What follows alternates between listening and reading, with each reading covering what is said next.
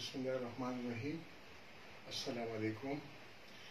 مرګرو دا ویډیو کلیپ دی لپاره شیر کوم. زما یو تصویر وایرل شوی دی د نن نه لس 15 ورځې زوړ تصویر دی. دا زه نه جوړه شوی خو ما چې تاسو سره دا خبره شریکه کړم. زه اوس ماشاءالله ښه یم.